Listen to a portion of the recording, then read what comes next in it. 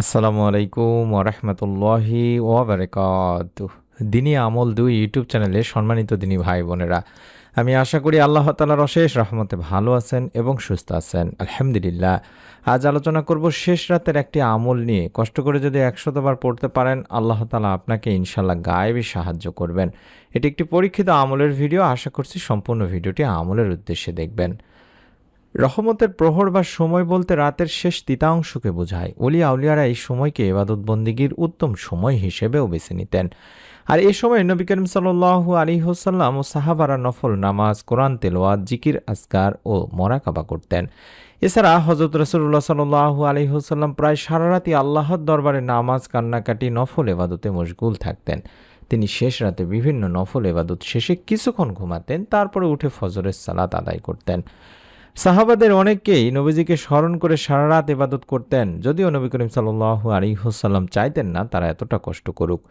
আর বাংলাদেশে হচ্ছে রহমতের সময় রাত 3টা থেকে ফজরের আগ পর্যন্ত, কারণ এই সময় প্রকৃতি থাকে নীরব, পরিবার পরিজনও থাকেন ঘুমিয়ে, জাগতিক কোনো কাজকর্মে তাড়া থাকে না।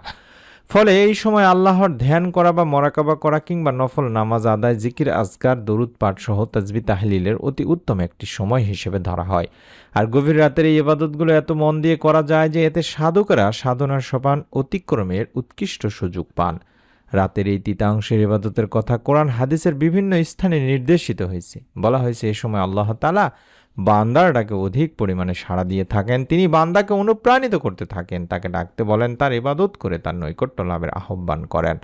হযরত আবু হুরায়রা রাদিয়াল্লাহু তাআলা আনহু থেকে বর্ণিত, হুজুর পাক সাল্লাল্লাহু আলাইহি ওয়াসাল্লাম বলেছেন, আমাদের প্রতিপালক প্রতি রাতের যখন শেষ তৃতীয়াংশ অবশিষ্ট থাকে তখন প্রথম আসমানে অবতরণ করেন এবং বলতে থাকেন, হে বান্দা, আমার কাছে প্রার্থনা করো, আমি তোমার প্রার্থনা কবুল করব। আমার কাছে তোমার কি চাওয়া আছে চাও, আমি তা দান করব।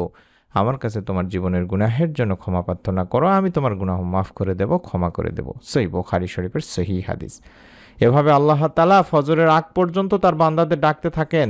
আর যে বান্দা তার মাবুদ মাওলাকে সেই সময় ডাকার মতো ডাকতে পারেন, আল্লাহর নিকট কাকুতি মিনতি করতে পারেন, রহমতের আমলের বদৌলতে আল্লাহ তাআলা তার ভাগ্যের দরজা খুলে দেন। সুবহানাল্লাহ। আর এই শেষ রাতের বা রহমতের সময় ইবাদতের একাগ্রতা স্থাপন করা অত্যন্ত সহজ। হাদিসেও আছে, শেষ রাতে বান্দা আল্লাহ পাকের খুবই নৈকট্য লাভ করে থাকেন। অর্থাৎ শেষ রাতে যদি আমরা বিশেষ করে নফল ইবাদত করি, তওবা ইস্তেগফার করি, কোরআন তেলাওয়াত সহ বিভিন্ন আমল করে আল্লাহ তাআলার দরবারে যদি কান্নাকাটি করে মুনাজাত করি, মহান রব আল্লাহ তাআলা দয়া করে আমাদেরকে তার রহমতের ছায়াতলে জায়গা করে দেবেন বলে আশা করা যায় ইনশাআল্লাহ।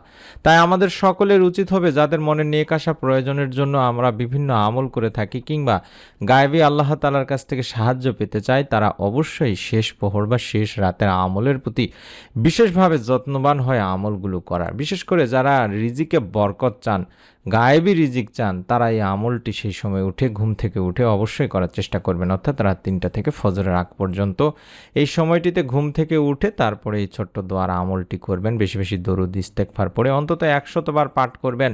সুবহানাল্লাহি ওয়া বিহামদিহি সুবহানাল্লাহিল আলিয়্যিল আযীম ওয়া বিহামদিহি আস্তাগফিরুল্লাহ, অথবা পড়তে পারেন সুবহানাল্লাহি ওয়া বিহামদিহি সুবহানাল্লাহিল আযীম ওয়া বিহামদিহি আস্তাগফিরুল্লাহ, এভাবেও পড়তে পারেন। এই দোয়াটি অন্তত 100 বার পাঠ করবেন। এই দোয়াটির বিষয়ে বলা হয়েছে যে এই দোয়ার মাধ্যমে আল্লাহ তাআলা বান্দাকে এত পরিমাণে রিজিক প্রদান করে থাকেন যে সে কোথায় রাখবে তার রিজিক বা ধন সম্পদ তার জায়গা পর্যন্ত হবে না। সুবহানাল্লাহ। অত্যন্ত পাওয়ারফুল একটি দোয়া দিনী ভাই বোনেরা। এটি এমন একটি দোয়া, এই দোয়া নিয়মিত করার দ্বারা সংসারে কোনো ধরনের অভাব অনটন থাকতেই পারে না। এর অসংখ্য প্রমাণ রয়েছে আমাদের চ্যানেলগুলোতে, যেগুলো আমাদের মেন চ্যানেল, সেইগুলোতে আমরা ভিডিও দিয়ে দিয়েছি ইনশাআল্লাহ। এটা একটা মহা মূল্যবান বহু পরীক্ষিত দোয়া আমল দিনী ভাই বোনেরা, যার সমূহ কল্যাণ ও বরকত যুগ যুগ ধরে আল্লাহ পাকের অসংখ্য অগণিত বান্দাগণ লাভ করে আসতেছেন। তাই আমাদের সকলের কাছে আপনাদের একটি অনুরোধ থাকবে যে আপনারা অন্তত ফজরের নামাজ আদায়ের আগে উঠে এই আমলটি করার চেষ্টা করবেন। যদি 100 বার পড়তে পড়তে ফজরের ওয়াক্ত হয়ে যায়, তাহলে ফজরের ওয়াক্ত শেষ করে তারপরে আবারও আপনারা 100 বার পড়তে পারবেন। তবে আপনারা চেষ্টা করবেন 100 বারের মধ্যে সীমাবদ্ধ না রেখে উঠতে বসতে চলতে ফিরতে সবসময় বেশি বেশি করে পড়ার চেষ্টা করবেন। যে কোনো আমলই দ্বারাই আমরা দুনিয়া ও আখিরাতের সব কল্যাণসমূহ ভোগ করতে পারি, যার মহা সৌভাগ্যবানও আমরা হতে পারি। যদি মনের মধ্যে শতভাগ বিশ্বাস থাকে, নিয়ত করে যদি আমল করেন, আল্লাহ তাআলা ইনশাআল্লাহ আপনার আমলকেও কবুল করবেন। তাই অনুরোধ করছি, নিয়ত করে অন্তত আমলটি করার চেষ্টা করুন এবং এরকম ছোট নতুন আমলের ভিডিওগুলো পাওয়ার জন্য আমাদের চ্যানেলটি সাবস্ক্রাইব করে রাখুন। সকলে ভালো থাকুন, সুস্থ থাকুন। নতুন ভিডিও দেখার আমন্ত্রণ জানাচ্ছি। আসসালামু আলাইকুম ওয়া রাহমাতুল্লাহি ওয়া বারাকাতুহু।